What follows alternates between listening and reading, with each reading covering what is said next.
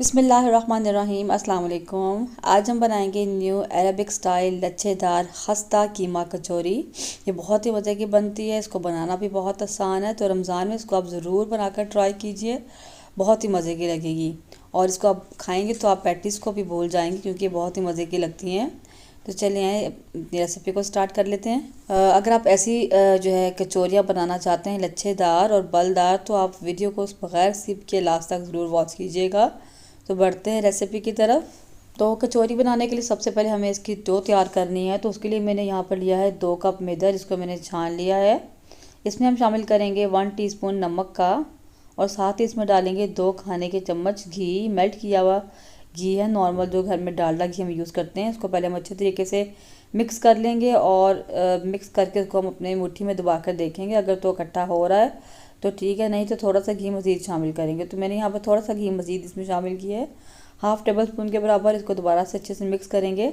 अब थोड़ा थोड़ा पानी डालकर इसकी हमने डो तैयार कर लेनी है। डो ना तो बहुत ज़्यादा सख्त होनी चाहिए जैसे समोसों की होती है, ना ही बहुत सॉफ्ट होनी चाहिए, मीडियम सी होनी चाहिए डो हमारी, ठीक है। तो थोड़ा थोड़ा पानी डालते जाएंगे, इसकी हम डो तैयार कर लेंगे। तो देखें मैंने यहाँ पे आटे को इकट्ठा कर लिया। अब इसको अच्छे तरीके से हमने गूँध लेना। अगर आपको लगे कि सख्त है, थोड़ा थोड़ा पानी लगाते जाएँ हाथों पे, उसको गूँधते जाएँ, ठीक है। तो अच्छे तरीके से गूँधने के बाद मैंने यहाँ पर इसको इकट्ठा कर दूँगी। उसको हम तकरीबन 15 से 20 मिनट के लिए अच्छे से रेस्ट देंगे ताकि ये सेट हो जाए। तब तक हम अपनी फिलिंग तैयार कर लेते हैं। तो यहाँ पर मैंने ले लिया है एक पैन, उसमें डालेंगे 2 खाने के चम्मच कुकिंग ऑयल, और इसमें मैं डालूँगी 1 टीस्पून लहसुन और अदरक का पेस्ट, और ये डालकर थोड़ा सा भून लेंगे। और जब इसमें से अच्छी सी खुशबू आना शुरू हो जाएगी तो मेरे पास यहाँ पर 250 ग्राम यानी 1 पाव चिकन का कीमा है, जिसको मैंने मशीन में मोटा मोटा चॉप कर लिया है, मतलब बहुत बारीक नहीं किया। आप चाहें तो बारीक भी कर सकते हैं, और अगर आप चाहें तो यहाँ आप चिकन की जगह बीफ का या मटन का कीमा भी ले सकते हैं। इसको अच्छे से मिक्स करेंगे। जब इसका कलर चेंज हो जाए तब तक हमने इसको पकाना है। तो इस तरीके से मैश करते हुए मैं इसको पका रही हूँ, क्योंकि कीमा जो है हीट मिलते ही इकट्ठा हो जाता है। तो थोड़ा सा इसको इस तरीके से दबाते रहेंगे और इसको हम इसका कलर चेंज कर लेंगे।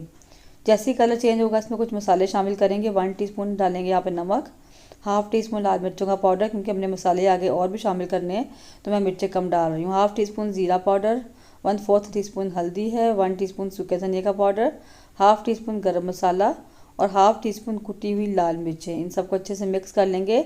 अच्छा, स्पाइसेस आप अपने पसंद के मुताबिक कम या ज़्यादा भी कर सकते हैं, जितना आपको पसंद हो मिर्चें उतनी आप डाल सकते हैं। इनको अच्छे से मिक्स कर लेंगे और चिकन अपना पानी छोड़ेगा, उसी पानी में इसको हम गला लेंगे अच्छे तरीके से।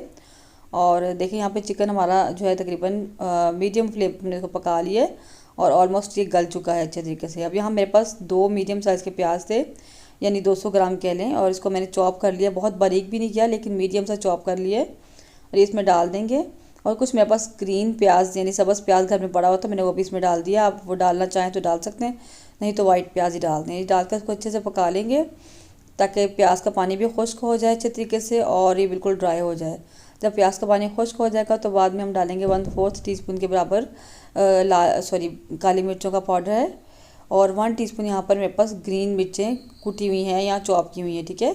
और साथ ही थोड़ा सा मैंने इसमें नमक भी ऐड किया, नमक कम लग रहा था। आधा नींबू इसमें निचोड़ देंगे लास्ट में, ये ऑप्शनल है, अगर आप डालेंगे तो बहुत अच्छा फ्लेवर आता है। और ये लेमन डाल के भी इसको अच्छे से मिक्स कर लेंगे।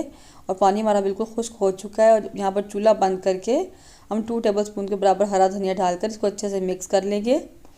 और मिक्स करने के बाद इसको हम ठंडा होने के लिए छोड़ देंगे। अब अपनी डो की तरफ आ जाते हैं। तो डो को यहाँ पर रेस्ट दिए 15 से 20 मिनट हो चुके हैं। अब इसको इस तरीके से रोल कर लेंगे। इसका लंबा सा रोल बनाकर इसकी हम कटिंग करेंगे। पेड़े हमने निकालने इसमें से, मैं इसमें से 6 पेड़े निकालूंगी, जो कि बिल्कुल परफेक्ट साइज़ है। अगर आप चाहें तो 8 पेड़े भी कर सकते हैं, लेकिन वो बहुत ज़्यादा छोटे हो जाएंगे, क्योंकि हमने एक पेड़े में से 2 कचौरियाँ बनानी है। और इसमें से एक पेड़ा लेकर जिस तरीके से हम रोटी का हम पेड़ा बनाते हैं उस तरीके से पेड़ा बना लेंगे, और एक साइड पर मैदा डस्ट करके यहाँ पे पेड़े रखते जाएंगे।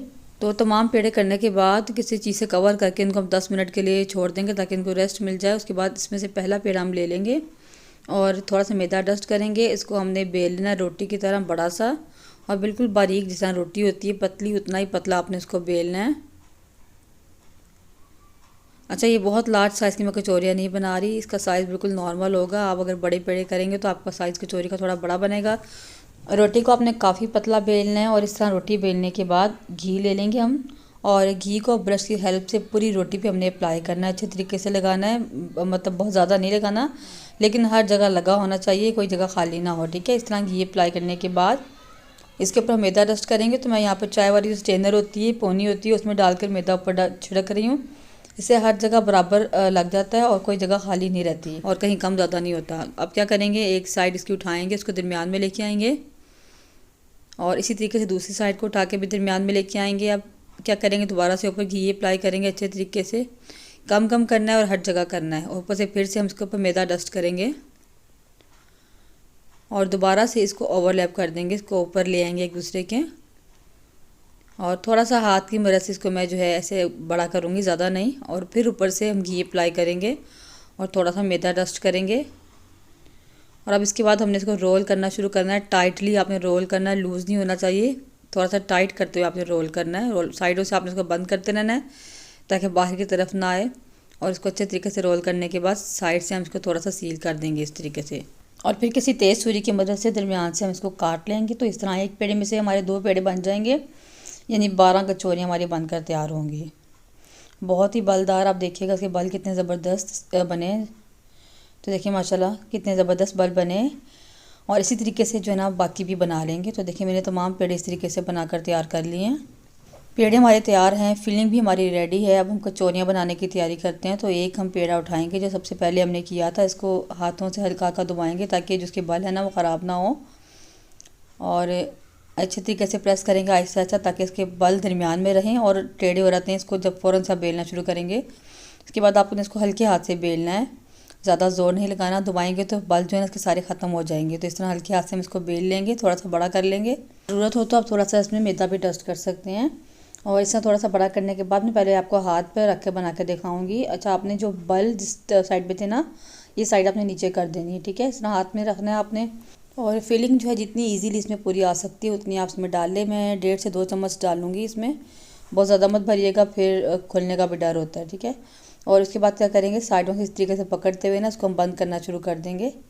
ठीक है, बहुत इजीली बंद हो जाता है। इस तरह फिलिंग को अंदर की तरफ से बांधते हुए आपने इसकी साइड्स बंद करते रहना, जैसे हम कोई गठरी बांधते हैं। इस तरह से फिर इकट्ठा कर लेंगे, उसको ट्विस्ट दे के हम अच्छे तरीके से सील कर देंगे। ठीक है, इस तरह आपने कोशिश करनी है बिल्कुल बंद कर दें ताकि फ्राई करते हुए खुले नहीं। इस तरह एक पेड़ा तैयार है।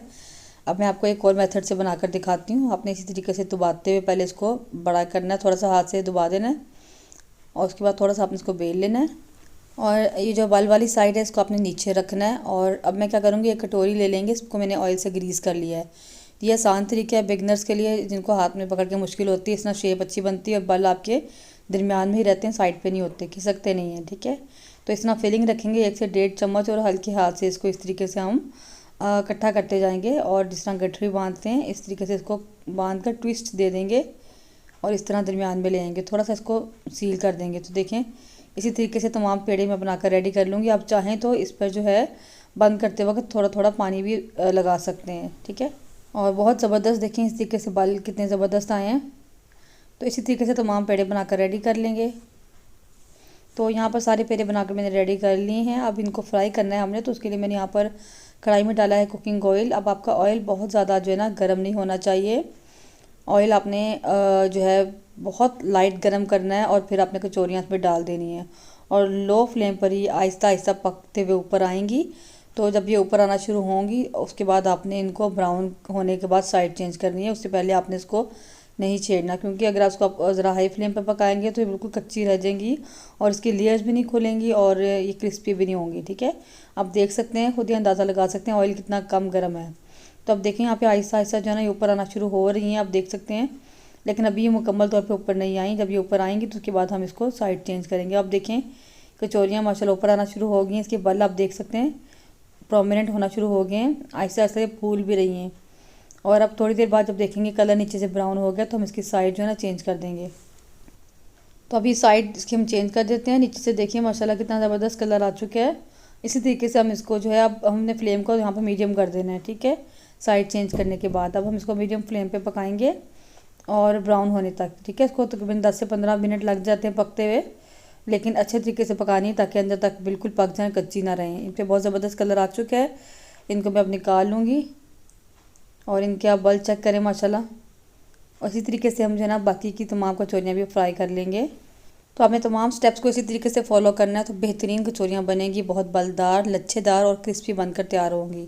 तो तमाम कचौरियाँ हमारी बनकर तैयार हैं। देखिए, आप देख सकते हैं इसके बल माशाल्लाह कितने ज़बरदस्त से खुले हैं और लच्छे कितने ज़बरदस्त नज़र आ रहे हैं।